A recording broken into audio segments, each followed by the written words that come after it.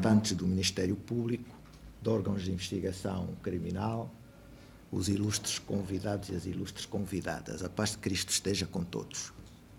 Eu fui surpreendido com este desafio e vou problematizar e levantar algumas questões que me parecem pertinentes e para as quais gostaria do enquadramento da veneranda juíza conselheira jubilada. Primeiro, na lógica do direito constitucional, o segredo de justiça, o princípio, a presunção de inocência, a reputação, o bom nome, a honra, a privacidade, a intimidade da vida familiar, direitos podem entrar em conflito com outros direitos e outros bens. Por exemplo, a liberdade de imprensa desdobra-se em 3 dimensões. A liberdade de informar, de se informar e ser informado. E há também, no quadro da liberdade de imprensa, direitos subjetivos do jornalista. O jornalista tem o direito de acesso às fontes de informação, o que significa dizer que, à partida, o jornalista pode contactar um magistrado do Ministério Público ou um magistrado judicial, competindo a estas entidades conversar e estabelecer os limites da conversa, ou até não conversar. Ora bem, a veneranda juíza mencionou o Código de Processo Penal de 1929. Tem essa disposição de que a instrução preparatória deve ser secreta. Todavia, escreveu-se muito do ponto de vista científico e não só, também houve debate. E há um parecer do Ministério Público português que defende a tese segundo a qual o segredo de justiça não é absoluto. O segredo de justiça não é absoluto no quadro do Código de Processo Penal de 1929. Esse código, no contexto português, sofreu várias revisões. Na década de 1987, e depois 2007, e a última, salvo erro, em 2010. E o tratamento e a evolução que se deu ao segredo de justiça está presentemente positivado no artigo 86 do Código de Processo Penal. Ora bem, há jurisprudência comparada que tem permitido, tem caucionado a violação do segredo de justiça. Por exemplo, no contexto português e não só. Se nós nos ativermos a decisões da Comissão Africana, também temos decisões sobre essa matéria.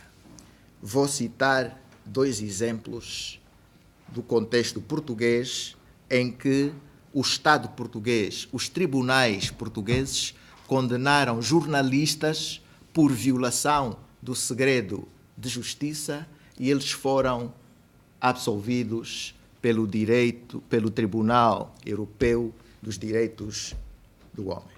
Um caso teve a ver com o facto de um presidente de Câmara, um político, ter sido denunciado por uma senhora, e era médico também, para além de ser político, era médico, e, segundo a senhora que fez a denúncia ao Ministério Público, ela foi molestada sexualmente, abusada, foi agredida.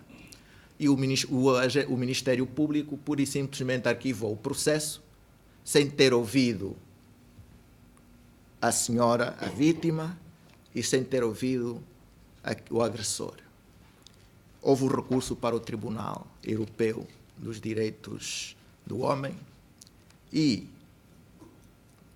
na sequência de o jornalista ter sido condenado por ter divulgado dados laboratoriais que atestavam que a senhora tinha sido efetivamente agredida e outros elementos processuais.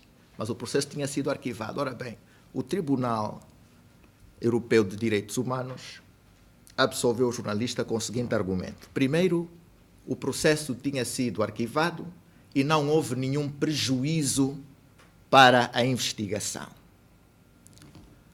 E, por não ter havido nenhum prejuízo para a investigação, era do interesse público informar a opinião pública. E mais, o jornal fez até um editorial a incentivar mais denúncias desse político. É um caso. E talvez ficar-me por aqui para não me estender muito quanto aos casos. Bastará dizer apenas que há efetivamente situações em que o Tribunal Europeu dos Direitos do Homem cauciona a violação do segredo de justiça atento a alguns pressupostos. Presunção de inocência é e um dos fundamentos essenciais é se há perigo na eficácia da investigação e da preservação das provas. Portanto, doutrinalmente e jurisprudencialmente, o segredo de justiça não é um bem absoluto e sagrado. E gostaria de ouvir a sua posição sobre isso, porque certamente acredito que tem ciência de que, quando há colisão de direitos, não é verdade, competirá em última instância ao aplicador da lei, ao julgador, fazer em sede do julgamento esse equilíbrio. E nem sempre é possível a concordância. Quando não é possível a concordância, a técnica que se tem usado é a ponderação de bens. E, concluindo, quando se trata da liberdade de informação, entende-se que a imprensa tem um papel de watchdog, quer dizer, cão de guarda, e que o interesse público muitas vezes prevalece nas decisões jurisdicionais sobre o segredo de justiça.